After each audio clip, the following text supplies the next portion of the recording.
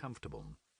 The king's surcoat was quartered with the red field and 3 golden lions of England and the blue field and gold lilies of France. His visor was even affixed, though he had it hinged up so that his face was exposed. "Your Grace," I said, bowing. "Come closer, sir," the king said. The lords clustered all around him were unwelcoming, begrudging the attention I was receiving. For many of them it would be a day for them to shine before their enemies and peers, to win renown and solidify their already glowing reputations as fighting lords of England. The king brought me a step further away from the crowd and waved away one of his priests who made to follow. "We will fight in 3 battles, as planned, with most of the bowmen on the flanks and some in front of the men-at-arms. The first 2 battles will form a line across the ridge, 2/3 of the way up," he said, speaking clearly but softly, so that his words would not carry. When he said battle, he was referring to our formations. A bataille was a semi-independent division, and our armies were almost always divided into the van, middle, and rear guards, or battles. My battle will hold behind the main line, on the ridge in the centre, forming the reserve. You will keep your own bowmen with you and the rest of your company at the edge of my battle on the centre of the ridge. I would ask that you stay within earshot." I nodded and attempted to keep my disappointment from my face at being held in the rear.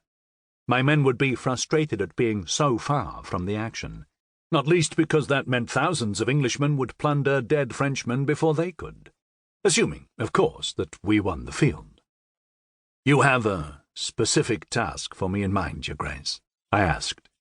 I had known Edward for many years, and even though I kept my true strength and speed hidden from mortals, the king knew me as a consummate knight who could be trusted with any task. It would not be the first time he had given me special instructions for swinging a battle in our favour.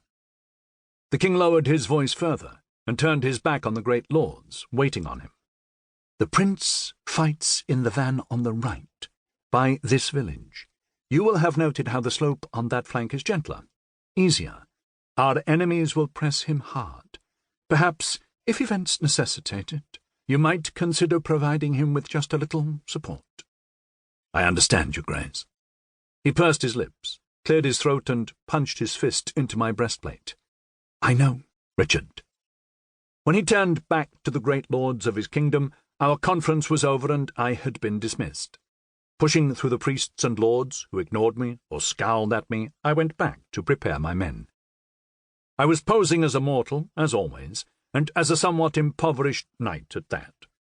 Edward had favoured me ever since I helped him to take control of his crown from the traitor, Mortimer, 16 years earlier. Yet I was a man with an invented lineage, pretending that I was the latest in a line of minor knights who had fought for Henry III and Edward I. The lords considered my pedigree to be non-existent, and the great men of the realm disliked my closeness with Edward, from the days of his youth through to that morning in France, when he was in his prime, at the age of 34. More than their needless, petty jealousies, though, I was beginning to run into the problem that I always encountered. The fact that I had apparently not aged in the 16 years since I came to prominence was now often commented on, and the young men who had laughed and joked with me over wine when we were 20 years old were now beginning to go grey and bald and fat. Eva, who had once been my wife, had told me that I unnerved many men just with my presence. She suspected that they sensed there was something different about me, something wrong, something dangerous. For young men that is all very well, exciting even. But old men grow suspicious and bitter, and so it would soon be time for me to move on, to remove myself from England and the English for 20 or 30 years, so that most of the men who knew me would die. Then I would return and perhaps once more claim to be the son of the man I had pretended to be. The other members of the Order of the White Dagger, especially the former monk, Stephen Gossett, and my friend the former Templar knight, Thomas de Vimory, had urged me to leave before it drew any further attention to me that might endanger the Order itself. "You already arouse great suspicion, sir," Stephen had said at our last meeting in London. "We agreed to this. You agreed, Richard. You agreed." Though he claimed his concern was for the continued secrecy of the Order, I suspected he was more